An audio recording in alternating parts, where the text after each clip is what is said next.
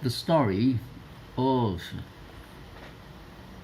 Western philosophy, Chapter 3, Francis Bacon, Section 1, from Aristotle to the Renaissance.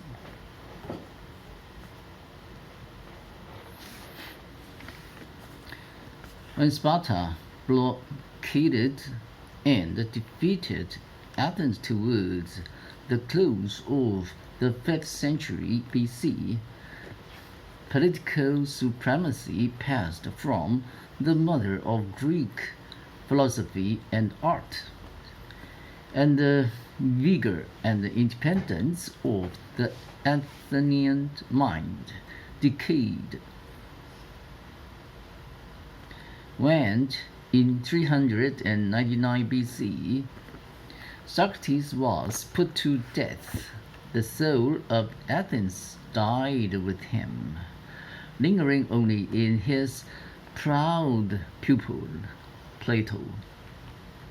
And when Philip of Macedon defeated the Athenians at Chaeronea in 338 BC, and Alexander burned the great city of Thebes to the ground, 3 years later, even the ostentatious spirit of Pindar's home could not cover up the fact that Athenian independence in government and in thought was irrevocably destroyed. The domination of Greek philosophy by the Macedonian Aristotle mirrored the political subjection of Greece by the vigilant and younger peoples of the north.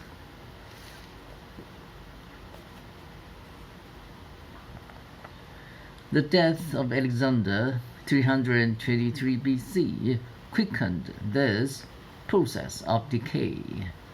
The boy emperor, barbarian though he remained after all of Aristotle's tutoring, had yet learned to revere the rich culture of Greece, and had dreamed of spreading that culture through the Orient in the wake of his victorious army. The development of Greek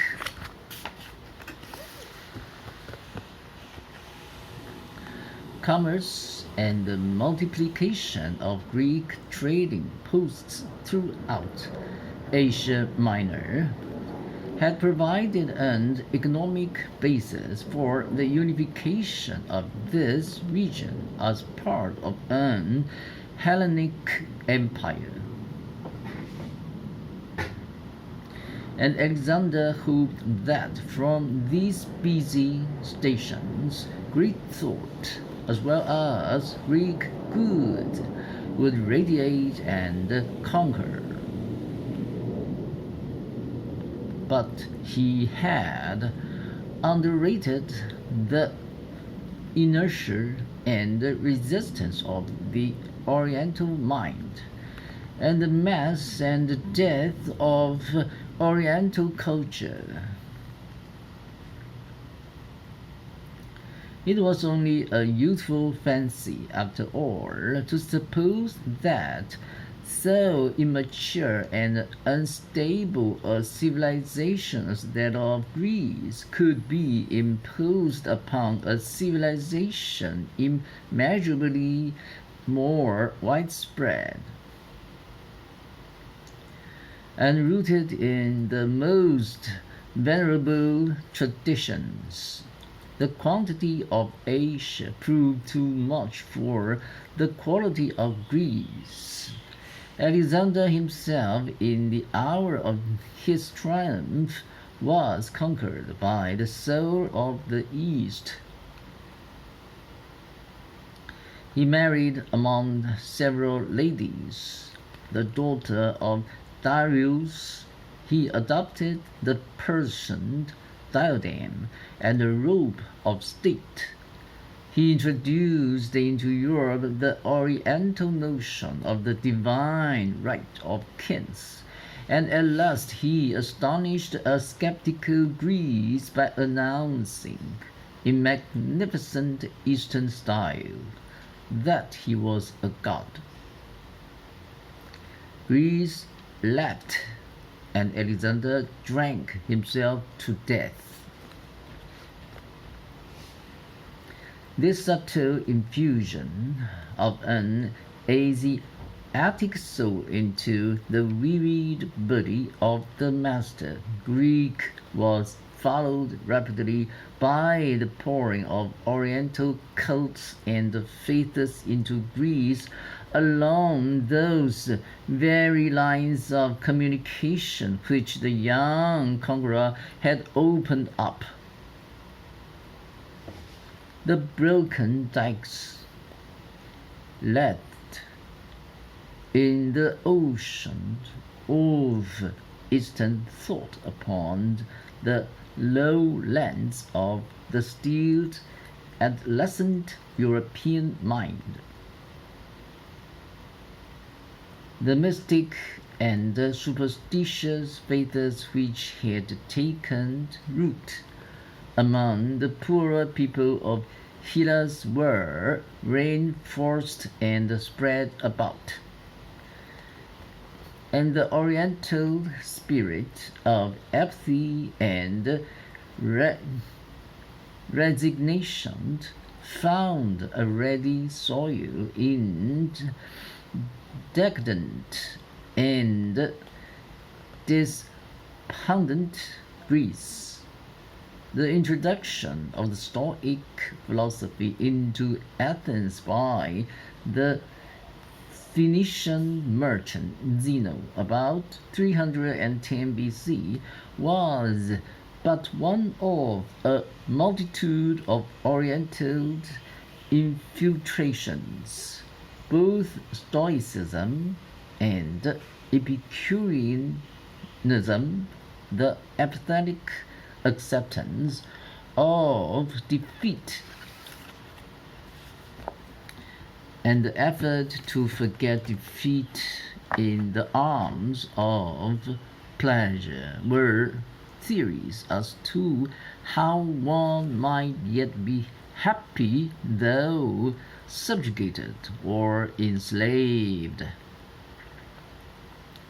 Precisely as the pessimistic Oriental Stoicism of Schopenhauer and the despondent Epicureanism of Renan were in the 19th century the symbols of a shattered revolution and broken France. Not that these natural antitheses of ethical theory were quite new to Greece.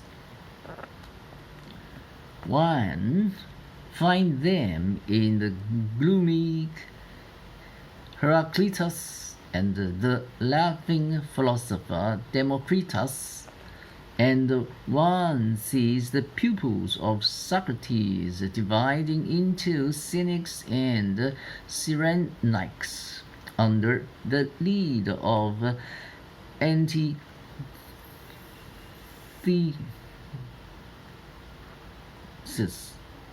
and Aristippus, and extolling the one school apathy, the other happiness. Yet these were even then almost stoic moods of thought. Imperial Athens did not take to them, but when Greece had seen Chaeronea in blood and Thebes in ashes, it listened to Diogenes, and when the glory had departed from Athens, she was ripe for Zeno and Epicurus. Zeno built his philosophy of apatheia on a determinism which a later Stoic, Chrysippus, found it hard to distinguish from Oriental fatalism. When Zeno, who did not believe in slavery, was beating his slave for some offense, the slave pleaded in mitigation that by his master's philosophy he had been destined from all eternity to commit this fault. To which Zeno replied, with the calm of a sage, that on the same philosophy he, Zeno, had been destined to beat him for it. As Schopenhauer deemed it useless for the individual will to fight the universal will, so the Stoic argued that philosophic indifference was the only reasonable attitude to a life in which the struggle for existence is so unfairly doomed to inevitable defeat. If victory is quite impossible, it should be scorned. The secret of peace is not to make our achievement equal to our desires, but to lower our desires to the level of our achievements. If what you have seen is sufficient to you, said the Roman Stoic Seneca 6-5 AD, then, though you possess the world, you will yet be miserable.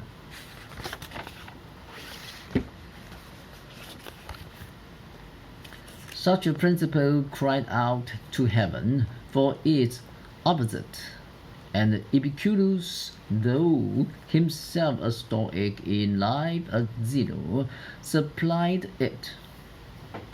Epicurus says, Fénelon bought a fair garden which he tilled himself. There it was he set up his school, and there he lived a gentle and agreeable life with his disciples, whom he taught as he walked and worked. He was gentle and affable to all men. He held there was nothing nobler than to apply oneself to philosophy.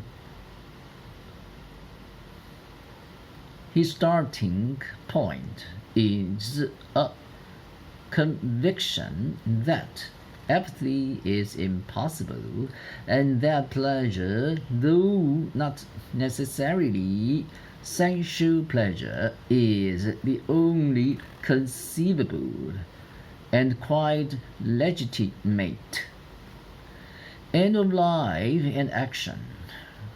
Nature leads every organism to prefer its own good to every other good.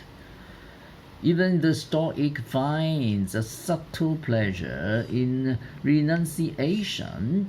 We must not avoid pleasures, but we must select them. Epicurus, then, is no Epicurean. He exalts the joys of intellect rather than those of sense. He warns against the pleasures that excite and disturb the soul, which they should rather quiet and appease. In the end, he proposes to seek not pleasure in its usual sense, but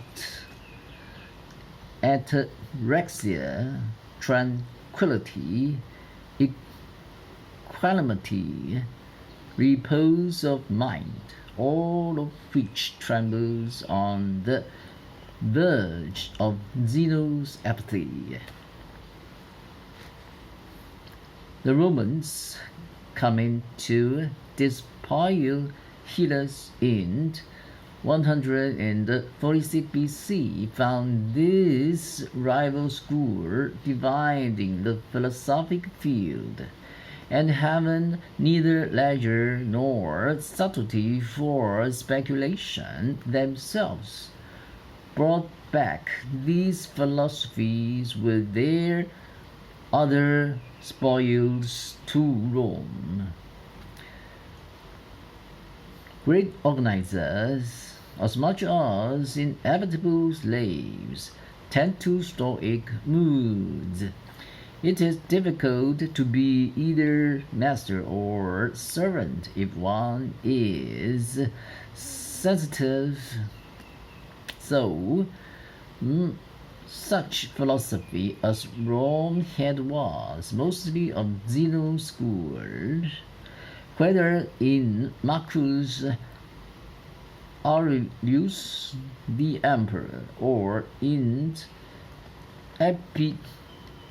Epictetus the slave, and even Lucretius talked Epicureanism stoically, like Heine's Englishman talking his pleasure sadly, and concluded his stern gospel of pleasure by committing suicide. His noble epic on the nature of things follows Epicurus in damning pleasure with faint praise. Almost contemporary with Caesar and Pompey, he lived in the midst of turmoil and alarms. His nervous pain is forever inditing prayers to tranquility and peace.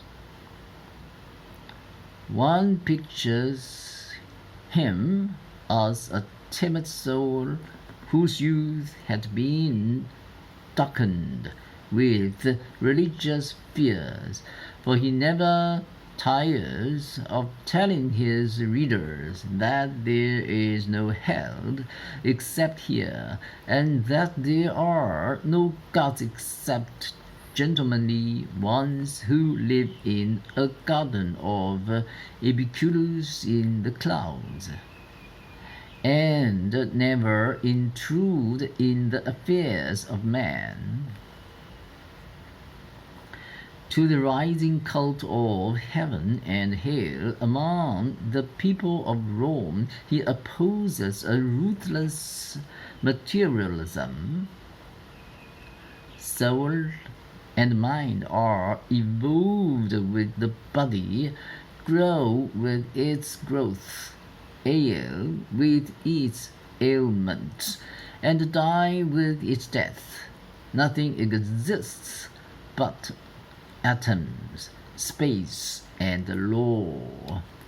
And the law of laws is that of evolution and dissolution everywhere.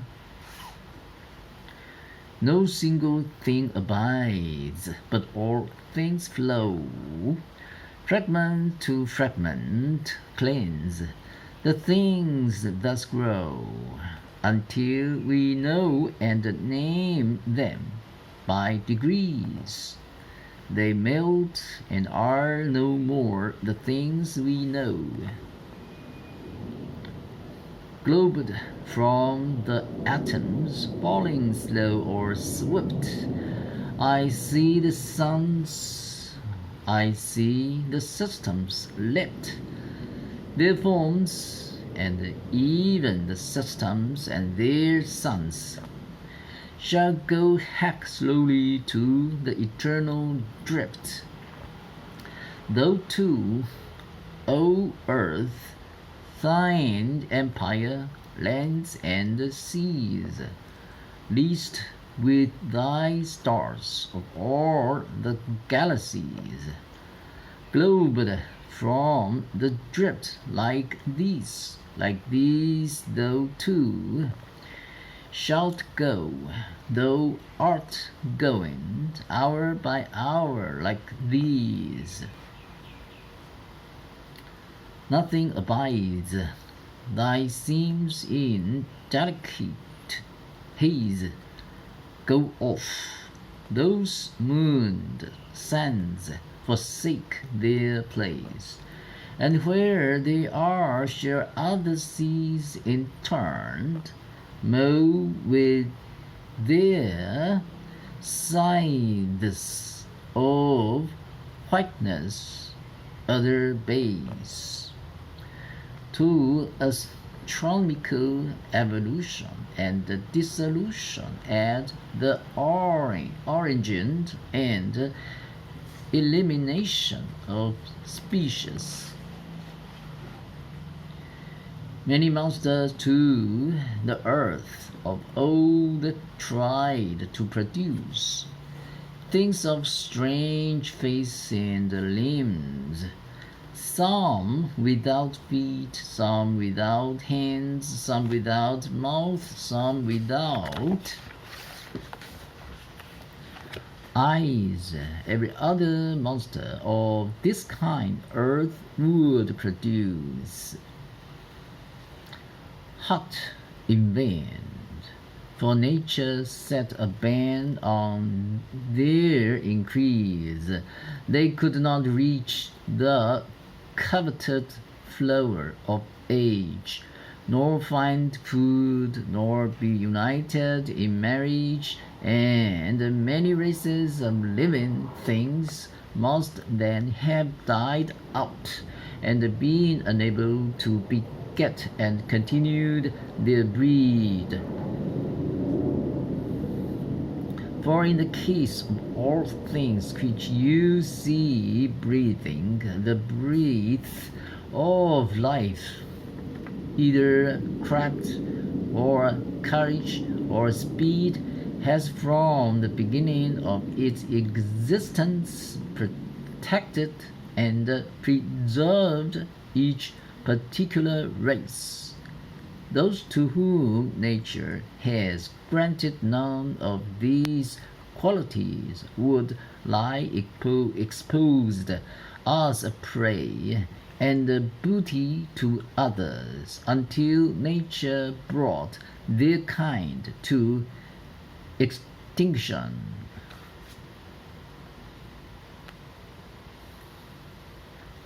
Nations too, like individuals, slowly grow and surely die. Some nations wax, others wane, and in a brief space the races of living things are changed, and like runner's hand over the lap of life. In the face of warfare and inevitable death, there is no wisdom but in ataraxia, to look on all things with a mind at peace. Here clearly the old pagan joy of life is gone, and an almost exotic spirit touches a broken lyre. History, which is nothing if not humorous, was never so fallacious as when she gave to this abstemious and epic pessimist the name of Epicurean. And if this is the spirit of the follower of Epicurus, imagined the exhilarating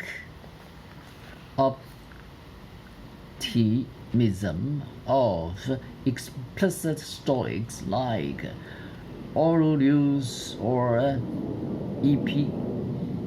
Epictetus. Nothing in all literature is so depressing as the dissertations of the slave, unless it be the meditation of the emperor. Seek not to have things happen as you choose them, but rather choose that they should happen as they do, and you shall live prosperously. No doubt one can in this manner dictate the future and play royal highness to the universe. Story has it that Epictetus' master, who treated him with consistent cruelty, one day took to twisting Epictetus' leg to pass the time away. "If you go on," said Epictetus calmly, "you will break my leg." The master went on, and the leg was broken. "Did I not tell you," Epictetus observed mildly, "that you would break my leg?" Yet there is a certain mystic nobility in this philosophy, as in the quiet courage of some Dostoevskian pacifist. Never in any case say, "I have lost such a thing, but I have returned it." Is thy child dead? It is returned. Is thy wife dead? She is returned. Art thou deprived of thy estate? Is not this also returned? In such passages we feel the proximity of Christianity, and its dauntless matters. Indeed, were not the Christian ethic of self-denial, the Christian political ideal of an almost communistic brotherhood of man, and the Christian eschatology of the final conflagration of all the world, fragments of Stoic doctrine floating on the stream of thought. In Epictetus, the Greco-Roman soul has lost its paganism and is ready for a new faith.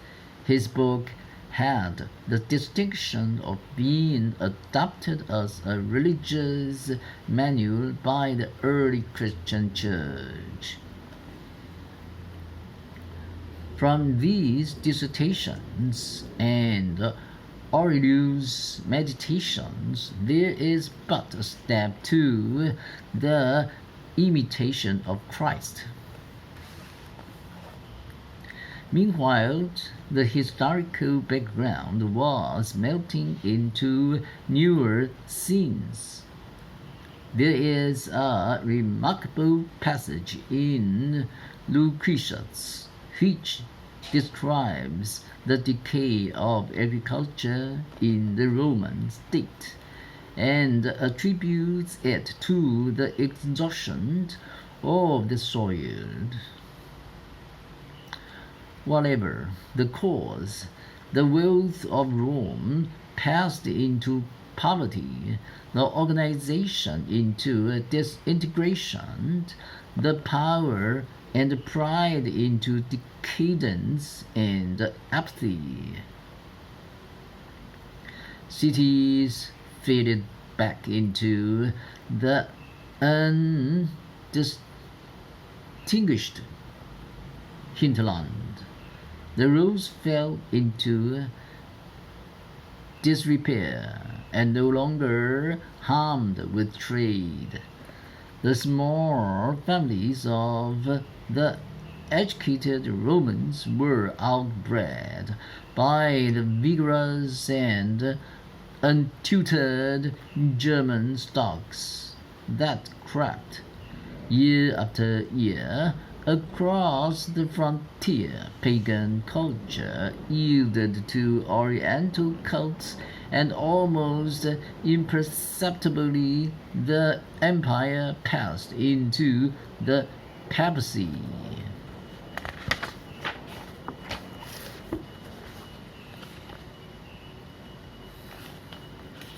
The Church, supported in its earlier centuries by the emperors whose powers it gradually absorbed, grew rapidly in numbers, wealth, and range of influence.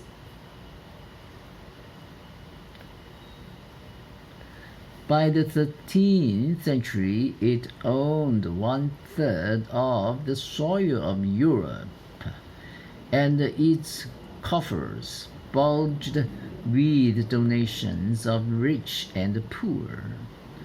For 1,000 years, it united with the magic of an unvarying creed most of the peoples of a continent. Never before or since was organization so widespread or so pacific. But this unity